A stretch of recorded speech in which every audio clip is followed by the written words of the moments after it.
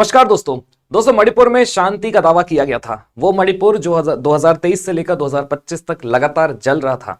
भयानक लेवल का वहां पर एथनिक कॉन्फ्लिक्ट हो रहा था, वायलेंस हो रहा था। वहां पर दावा किया गया था कि शांति स्थापित होने वाली है और एक पीसफुल गवर्नमेंट और पॉपुलर गवर्नमेंट का फॉर्मेशन होने वाला है। लेकिन एक छोटे से केस ने उसी मणिपुर को फिर से उसी आग की दहलीज पर लाकर खड़ा कर दिया है। तो आइए पूरा मसला समझते हैं, क्योंकि हमारे यहां पर दो सबसे इंपॉर्टेंट सवाल है कि कल जो केस हुआ जिसमें एक मैतेई कम्युनिटी के व्यक्ति की निर्मम हत्या की गई, क्या वो एक आइसोलेटेड क्राइम था या फिर एक बहुत बड़े एथनिक कॉन्फ्लिक्ट की साजिश थी जिसमें मणिपुर को फिर से आग के हवाले करना था। इन दो प्रश्नों के साथ अपना पूरा सेशन अपन स्टार्ट करते हैं, क्योंकि अगर आप हेडलाइन देखेंगे तो आपको सारी हेडलाइन में तीन वर्ड्स कॉमन मिलेंगे कि जो कल मणिपुर में घटना हुई है उसने फिर से फ्रेश टेंशंस को स्पार्क कर दिया, स्केलेट कर दिया है पूरी कंडीशन। और यहां पर अब जो चीजें होने वाली है वो और ज्यादा इंटेंसिफाई हो रही है, क्योंकि जो हत्या की गई है वो कुकी मिलिटेंट्स और टेररिस्ट के द्वारा की गई है, और जो हत्या हुई है जिसकी वो मैतेई कम्युनिटी को बिलोंग करता है। एज यूजुअल मणिपुर में जो सदियों से कॉन्फ्लिक्ट चला आ रहा है, याद रखिएगा 2-3 साल पुराना मसला नहीं है, दशकों से मैतेई और कुकी के बीच में इसी तरह की लड़ाई झगड़ा चलते आया है।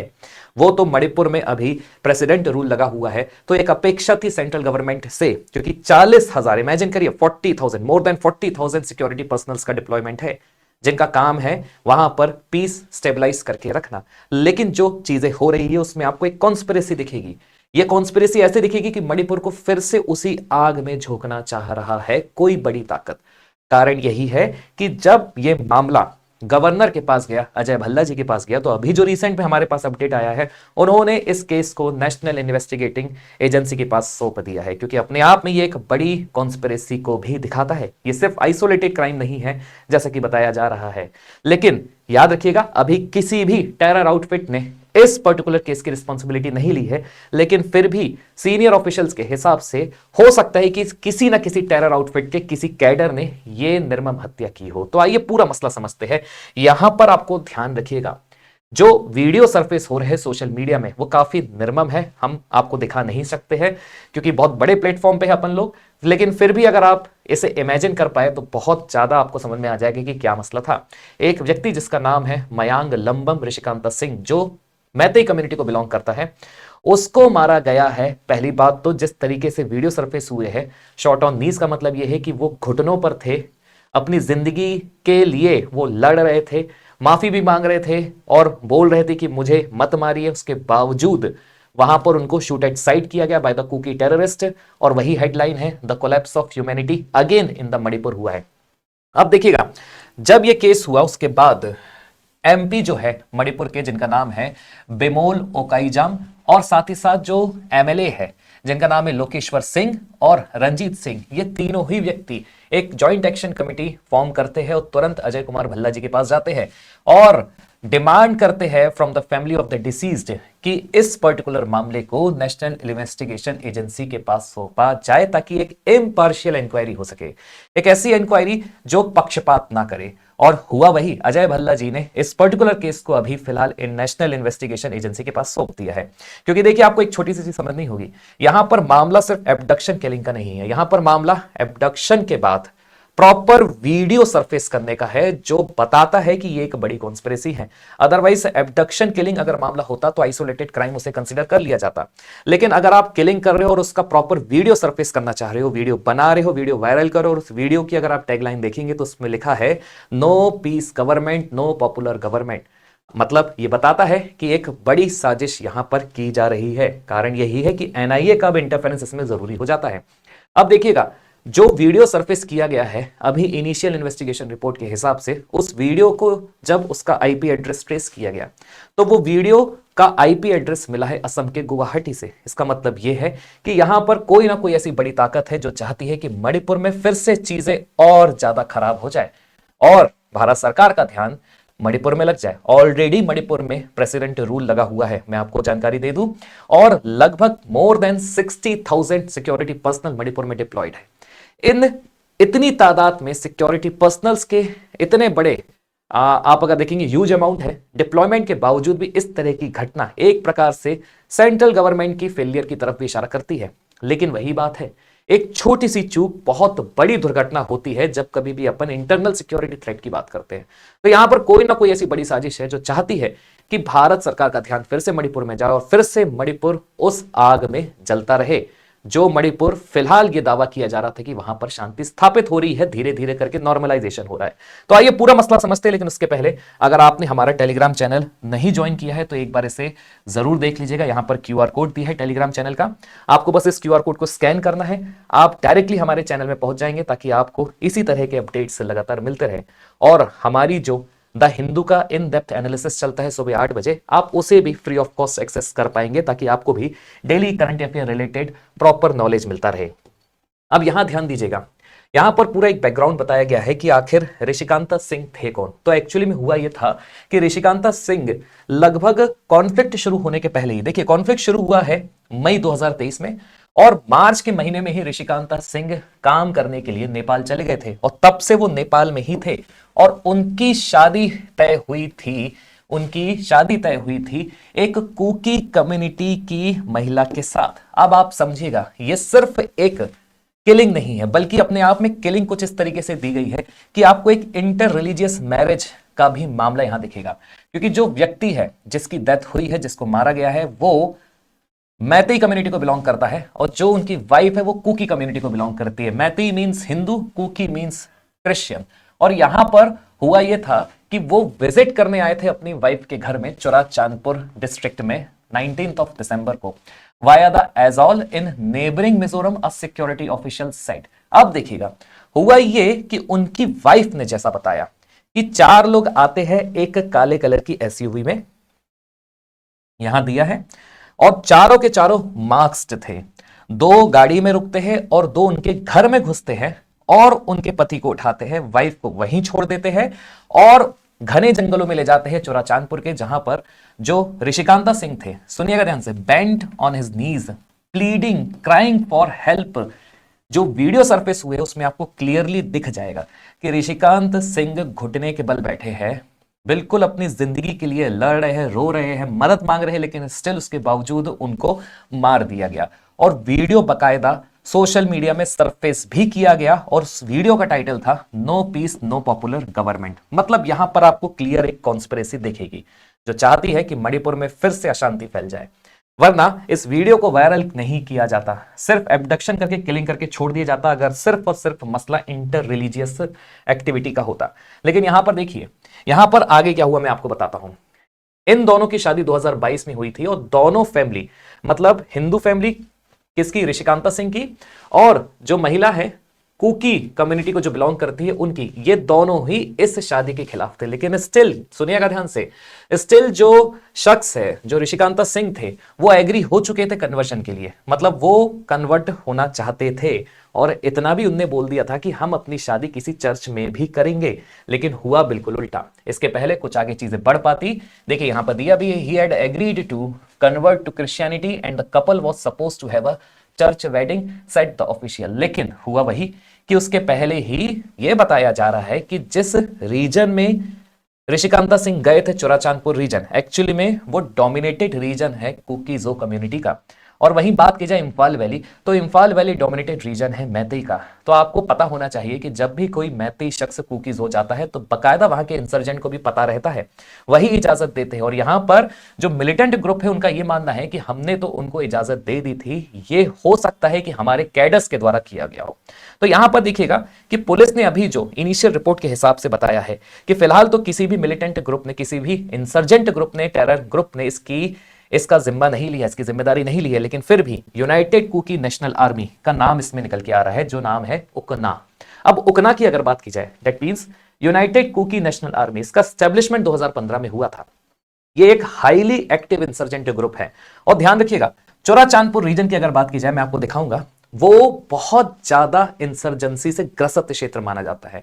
अगर पूरे मणिपुर की बात की जाए तो चुराचांदपुर सबसे ज्यादा इंसर्जेंट वाला एरिया है और यहां पर उकना उसी पर्टिकुलर एरिया में एक्टिव है और उकना के साथ भारत सरकार का सीज फायर एग्रीमेंट नहीं हुआ है। Police suspect the role of UKNA, that is United Kuki National Army, an insurgent group active in Henglep sub division south west of Churachandpur district in the murder Though the group has not claimed the attack, it is suspected that some of the cadres carried out the attack. We are investigating, a second government official said. मतलब भले ही इनने जिम्मेदारी नहीं ली, लेकिन हो सकता है कि इन्हीं के किसी इंसर्जेंट मिलिटेंट्स ने ये पूरी गतिविधि को अंजाम दिया हो। तो अब ये पूरा जो मामला है ना, काफी ज्यादा इंटेंसिफाई हो चुका है। अब आपको अगर मैं बताऊं इसके थोड़े बैकग्राउंड के बारे में, तो देखिएगा, इन दोनों की शादी जो थी वो एक इंटर कम्युनिटी मैरिज थी, और तभी से विवाद चालू हो गया था, क्योंकि दोनों के ही घर वाले शादी के पक्ष में नहीं थे। क्योंकि यहां पर जो शादी हो रही थी कुकी मैतेई के बीच में हो रही थी। मैतेई, अगर आप बात करें, ऋषिकांता सिंह मैतेई को बिलोंग करते हैं, कुकी से महिला थी, और दोनों की ही फैमिली इस पर्टिकुलर मैरिज को अपोज कर रही थी। इवन ऋषिकांता सिंह कन्वर्जन के लिए रेडी भी हो गए थे, क्रिश्चियनिटी को अडॉप्ट भी करने वाले थे, शादी जो थी वो चर्च में करने वाले थे। लेकिन हुआ बिल्कुल उल्टा। यहां पर अगर आप देखेंगे तो देखिए, टाइमलाइन ऑफ इवेंट की अगर बात की जाए तो 2023 में वो नेपाल चले गए थे, दिसंबर 2025 में वो वापस आते हैं मणिपुर में, और उसी दौरान इनका एब्डक्शन होता है, किलिंग होती है, बॉडी रिकवर की जाती है, और फिर फर्दर उसे एग्जामिनेशन, पोस्टमार्टम एग्जामिनेशन के लिए भेज दिया जाता है। लेकिन इसमें एक चीज ध्यान में रखिएगा, इस पूरे इंसिडेंट में एक डेलिबरेट अटेम्प्ट बताया जा रहा है, ताकि जो पूरा स्टेट है मणिपुर, वहां पर फिर से एक fresh cycle of violence generate हो जाए, ताकि किसी भी गवर्नमेंट का फॉर्मेशन ना हो। स्पेशली जो गवर्नमेंट अभी फेब के मंथ में बनने वाली थी, जो बोला जा रहा था एक पॉपुलर गवर्नमेंट, पीस गवर्नमेंट का फॉर्मेशन हो सकता है। मतलब यहां पर इस पर्टिकुलर एक्ट को एक पॉलिटिकल किलिंग बताया जा रहा है, और ये वहां के सीनियर सिक्योरिटी एस्टेब्लिशमेंट ऑफिसर का कहना है। अब आपको समझना होगा कि जिस रीजन की अपन बात कर रहे हैं, जहां पर यह हत्या की गई, यह एक्चुअली में मणिपुर का सदर्न पार्ट ऑफ रीजन है। अब देखिएगा, मणिपुर के इंफाल का सदर्न पार्ट ऑफ रीजन है। अब अगर मैं आपको बोलूं कि बहुत लंबे समय से इन दोनों कम्युनिटीज के बीच में क्लैश चल रहा है, तो सरकार ने क्या किया? तो सरकार ने बफर जोन क्रिएट करके रखा है। देखिए, अगर आपको मैप ध्यान से दिख रहा होगा, तो यहां पर मणिपुर की कैपिटल इंफाल दी गई है। इंफाल वो एरिया है जो, पहली बात तो वैली को बिलोंग करता है, घाटी, और इस वैली वाले एरिया में हिंदू कम्युनिटी रहती है। वहीं अगर आप देखोगे इसके अगल बगल, तो ये पूरा हिली एरिया है। मतलब इंफाल एक बाउल शेप में है, जिसके अगल बगल पूरा पहाड़ी इलाका है, और उस पहाड़ी इलाके में रहते हैं Kuki Chinzo community. Usually Kuki community रहती है, लेकिन इंसर्जेंसी के बाद चिनजो कम्युनिटी भी आ चुकी है, जो बेसिकली म्यांमार में रहा करती थी और चिटगोंग हिल ट्रैक्ट में रहा करती थी। अब यहां पर मसला जो है ना, वो अधिकारों का भी है। आपको मैं बता देता हूं, क्योंकि 2023 में वायलेंस की शुरुआत उस वक्त होती है जब इंफाल में रह रही मैती कम्युनिटी शेड्यूल्ड ट्राइब के स्टेटस की मांग करती है, ताकि उनको भी वही अधिकार मिल जाए जो एक जनजातीय क्षेत्र में रहने वाले व्यक्ति को मिलते हैं। यह बहुत बड़ा मसला था, अधिकारों का मसला था। लेकिन हुआ यह कि चीजें इंटेंसिफाई होती है और फ्रेश वायलेंस इरप्ट होते हैं 2023 में। फ्रेश वायलेंस मतलब वायलेंस तो चल ही रहे थे, लेकिन फ्रेश नेचर वायलेंस इरप्ट होते हैं, जो अपने आप में बहुत ही बड़ी मात्रा में रहते हैं। आप समझिएगा, 200 से ज्यादा निर्मम हत्याएं हुई है, 200 से ज्यादा निर्मम हत्याएं हुई है, और ये एथनिक वायलेंस ही माना जाता है। अब आपको समझना होगा, जहां पर अभी भी जो मैतेई कम्युनिटी के ऋषिकांता सिंह की हत्या की गई है, वो की गई है चुराचांदपुर में। बंदे आए थे इंफाल में, वो रहने आए थे इंफाल में, वो गए कहां पर? अपनी बीवी से मिलने चुराचांदपुर। अब चुराचांदपुर जो लोकेटेड है वो साउथ ऑफ इंफाल है, इंफाल के सदर्न रीजन में है, और ये हाईली इनसेंसिटिव, बोलना चाहिए हाईली इनसेंसिटिव या फिर सेंसिटिव एरिया माना जाता है जब आप इंसर्जेंसी की बात करते हैं। और हुआ भी वही, चुराचांदपुर एक ऐसा एरिया है जो पूरा का पूरा डोमिनेट किया जाता है कुकीजो कम्युनिटी के द्वारा। और हुआ भी वही कि यहां पर इसे 2023 के बाद से हाईली सेंसिटिव एरिया बताया जाता है इन टर्म्स ऑफ इंसर्जेंसी के मामले में। अब देखिए, पुलिस ने भले ही उकना को सस्पेक्शन के दायरे में रखा है, और रखा भी इसलिए है क्योंकि यही एकमात्र ऐसा ग्रुप है जिसका सरकार के साथ कोई या किसी प्रकार का एग्रीमेंट नहीं है। 2015 से यह लगातार एक्टिव है, और काफी ज्यादा इसमें भी इंसर्जेंसीज हुई है। इंसर्जेंट्स ने कई बड़े बड़े हमलों का अंजाम भी दिया है। ये इसका जो प्रेजेंस है यूजुअली वो हेंगलेप सब डिवीजन में माना जाता है, चुराचांदपुर में, वही इंफाल के दक्षिण में। ग्रुप अभी इस ग्रुप ने फिलहाल किसी प्रकार की कोई रिस्पॉन्सिबिलिटी नहीं ली है। इन्वेस्टिगेशन है वो चल रहे हैं, लेकिन इनिशियल जो इन्वॉल्वमेंट बताया जा रहा है वो इसी ग्रुप के कुछ कैडर्स का बताया जा रहा है। मतलब कुछ ऐसे इंसर्जेंट हो सकते हैं जिन्होंने इस पर्टिकुलर एक्ट को, गतिविधि को अंजाम दिया हो। अब देखिएगा, अगर अपन कहानी की बात करें, मतलब जो हिस्टोरिकल बैकग्राउंड है, तो मणिपुर में वायलेंस की शुरुआत उस वक्त होती है जब, मैंने आपको बताया, मैतेई भी ट्राइबल राइट्स की डिमांड करने लगते हैं। अब देखिए, आपको याद रखना पड़ेगा कि मैतेई मतलब हम बात करें घाटी में स्थित इम्फाल वैली, मैतेई वहां रहती है। और कुकीजों की बात की जाए तो उसके अगल बगल जो हिल डिस्ट्रिक्ट्स है वहां पर कुकीजो रहती है। और ये कोई अभी का मसला नहीं है, लगभग दशकों से चला आ रहा है। 2023 से लेकर अब तक 250 से ज्यादा इसमें मौतें हो चुकी है। कई सारे सिविलियंस का डिस्प्लेसमेंट हुआ है। इवन इंटर कम्युनिटी मूवमेंट्स भी लगातार ब्रेकडाउन हुए हैं। कारण यही है कि सेंट्रल गवर्नमेंट को और स्टेट गवर्नमेंट को दोनों को ही हैवी डिप्लॉयमेंट ऑफ फोर्सेस को वहां पर डिप्लॉय करके रखना पड़ा है। आप इमेजिन कर सकते हैं, मणिपुर में भारत सरकार ने लगभग 70,000 से ज्यादा सिक्योरिटी पर्सनल्स को डिप्लॉय करके रखा है ताकि वहां पर शांति स्थापित बनी रहे, वो पूरा रीजन जो है वो स्टेबल हो जाए। लेकिन एक जानबूझ के किए गए कृत्य ने फिर से मणिपुर को उसी आग की दहलीज पर लाकर खड़ा कर दिया है। अब देखिएगा यहां पर जो अभी फिलहाल करंट ग्राउंड सिचुएशन है कि लगभग 2 साल हो चुके हैं, 2 साल से ज्यादा हो चुके हैं, और अभी भी मैतेई और कुकी के बीच में किसी प्रकार का कोई सेटलमेंट आपको दिखेगा नहीं। इवन बफर जोन और क्रिएट करके रखा है ताकि और ज्यादा चीजें इंटेंसिफाई ना हो। और यहां पर जो सबसे बड़ा फैक्टर है ना कि एकदम से चीजें वहां पर बरगला क्यों जाती है, एकदम से वायलेंस क्यों इरप्ट हो जाता है, तो उसका सबसे बड़ा कारण है सोशल मीडिया के थ्रू मिस इन्फॉर्मेशन करना और सिलेक्टिव वीडियोस और क्लेम्स के माध्यम से उनको स्प्रेड करना ताकि अपना एजेंडा फैलाया जा सके और फिर फर्दर चीजें वहां पर इंटेंसिफाई हो जाए।